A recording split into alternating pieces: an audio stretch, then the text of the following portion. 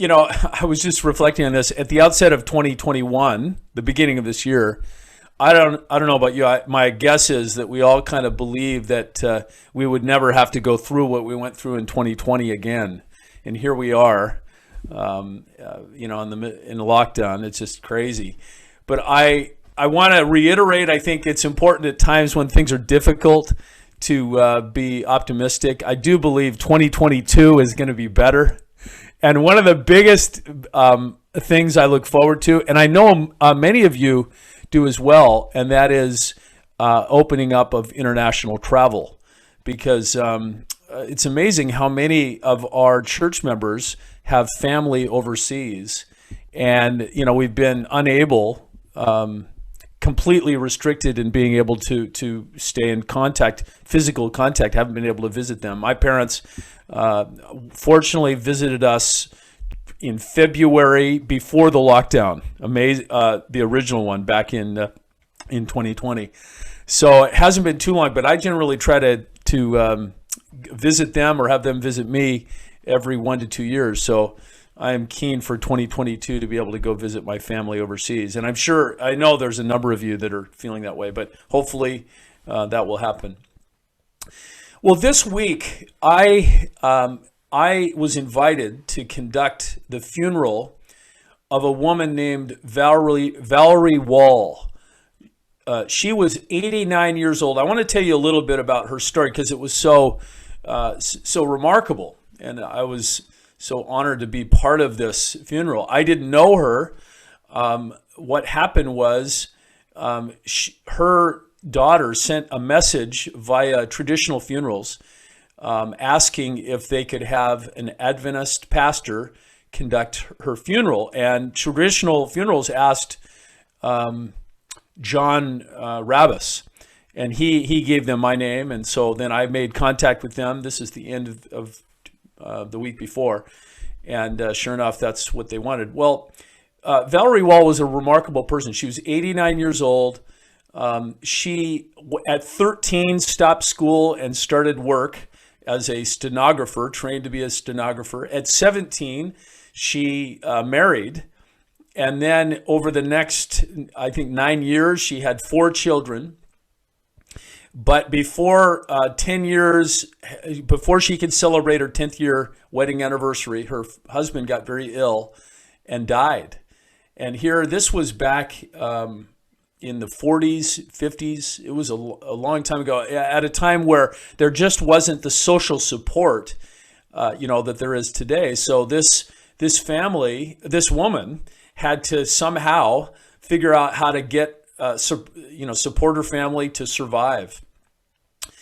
Such strength of character, and she somehow, and I did as much research as I could, but I still couldn't figure out all the details. But somehow she found the Lord. She discovered her new faith in Jesus, and the vehicle was the Albion Seventh-day Adventist Church, which on her 29th birthday, with her 4 children in tow, but her husband had passed the year before, she was baptized into the Albion Seventh-day Adventist Church.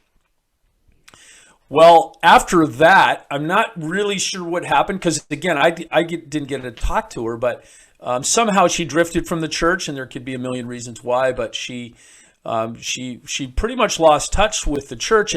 I noticed as I talked with her family that there really was no, often you'll see some kind of cultural echo or mirror within a family. Even if their kids don't go to church, there's semblances of Adventism, but in this case, none.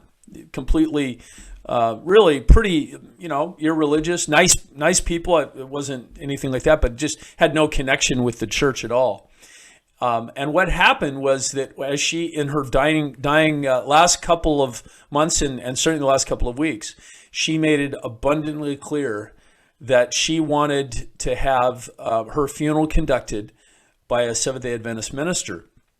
So I got the call, and I went and visited the family. This is a few days after she'd passed away, and I got a chance. I looked at her Bible, and I talked to her family, and I just gleaned from my time with the family that this is a woman, even though she didn't really have anything to do with church anymore. She actually had been living the last few months of her life in the nursing home very near our church.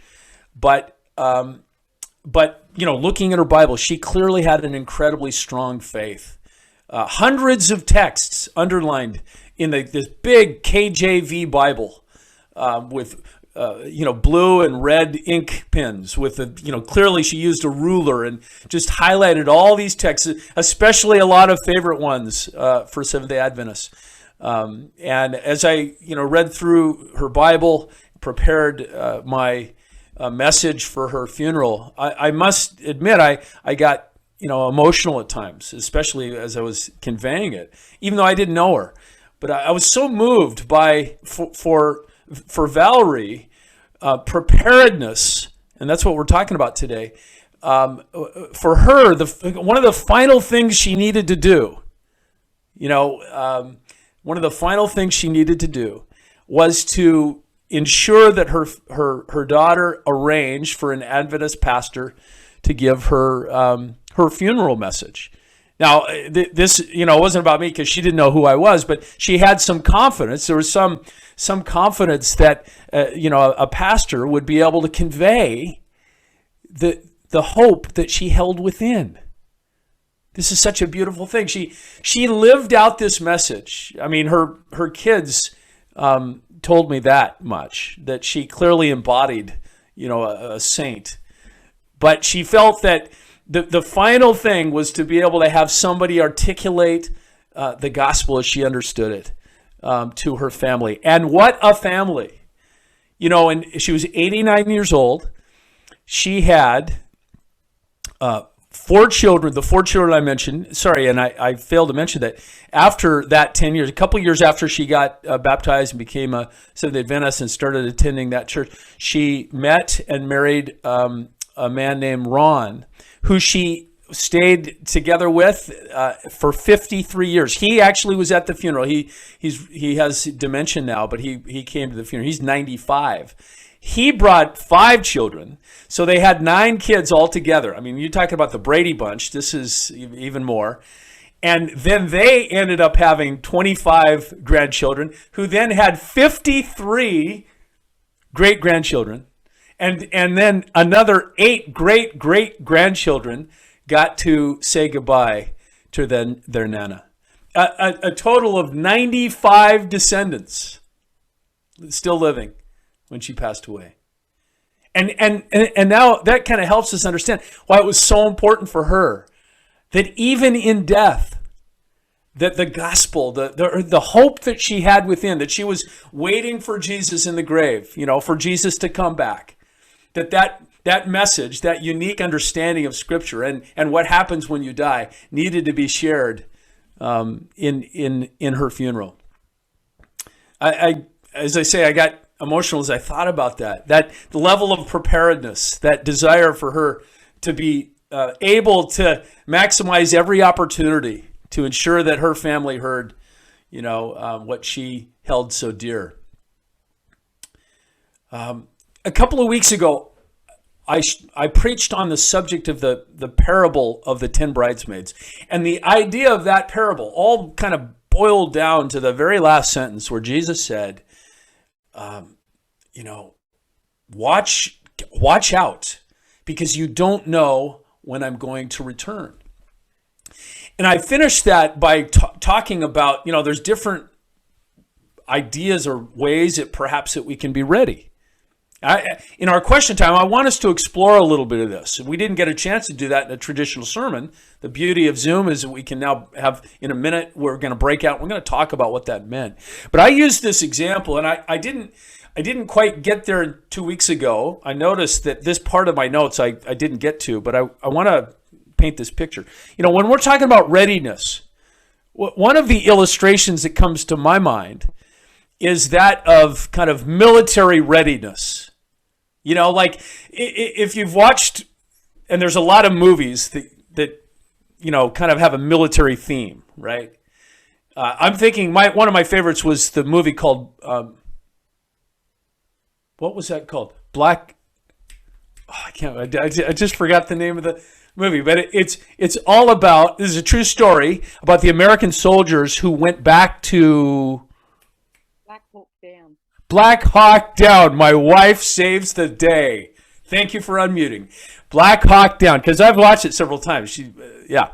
Anyway, in the movie, just before they go back to go and fight this battle, essentially against the rebels of that country, they get ready, battle readiness.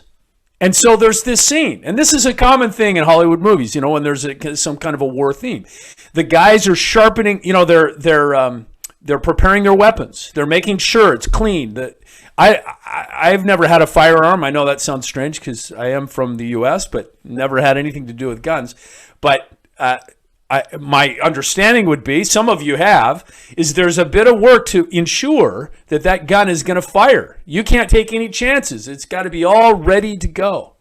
Well, I don't have a gun, but I do have, for our kids, I wanted to illustrate, in Bible times, they wouldn't have had a gun either, but they might have had something like this. This is a sword. My wife gave me this a few years ago as a way of... Well, let me read to you what it says, the inscription. It says, "Because you would die for us." Isn't that a cool gift? Yeah. Well, in Bible times, they probably would have been sharpening this sword right up on the eve of a battle, that is. That's battle readiness for them meant making sure your arrows were sharp and straight, making sure you had enough of them, making sure your sword and your knives was sharp, ready for battle, you see? Well, again, back to the idea here. Jesus gave 5.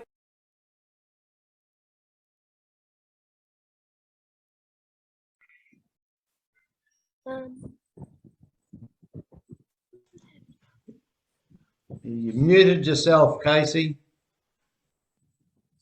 You've muted yourself. Okay, how about now? Can you hear me now? Yes. Oh man, I can't believe I did that. Okay. Well, I don't know how much I muted, but 2 weeks ago I said that Jesus gave 5 parables, all of them with the same idea: be ready. But what does that mean exactly? Then last week, Katie preached, and she talked about one tool, one spiritual discipline that we can take that can help us know what maybe needs to be addressed in our life so that we're ready. If you didn't watch last week's sermon, man, you have got to go back and watch it, because that discipline is as powerful and as useful, and that is the discipline of biblical fasting.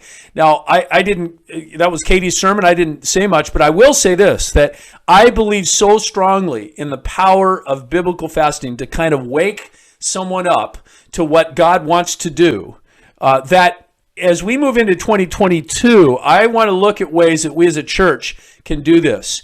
And frankly, when I talk about biblical fasting, I know that there are some who say to themselves, physically, maybe you can't do it. The doctors told you it's not a wise thing. If that's your story, I don't want you to feel bad or guilty. But what I would suggest is when we move into this path of doing some biblical fasting as a church, I would say, in preparation to that, I would ask you to pray, God, what would you have me to sacrifice during this period? Maybe it can't be food for health reasons, but maybe there's something else that truly would be a sacrifice. So you would have to really be committed to do that. And you do that in a way as being part of this collective decision. Anyway, we will get to that later, but the idea that Katie presented to us was that one of the ways that we can be ensured that we're ready is by biblical fasting. It kind of wakes us up. The Spirit can speak to us in powerful ways that He can't when we're, just in our normal day-to-day living. What I want to do now, though, I want to read this text again, and I want us to consider and talk about what really do we think did Jesus mean by this thing of fasting. We can hear from each other. And as iron sharpens iron, as we discuss this, perhaps there'll be some new revelations as to what Jesus might have meant. Now we're looking at Luke chapter 12, verse 35 to 40. And this is interesting because, Matthew 24 and 25 has all of those parables. Luke says it a different way. He doesn't share all of the parables, but he synchronizes, I think, what Jesus was saying into this short piece here. Luke chapter 12, verse 35 and to 40. Stay dressed for action and keep your lamps burning. I love that. Stay dressed for action. That, to me, again, that's that kind of military readiness. That's the image that comes to my mind.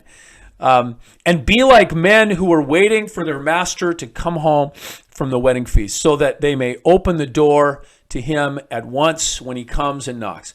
Blessed are those servants whom the master finds awake when he comes. Truly I say to you, he will dress himself for service and have them recline at table, and he will come and serve them.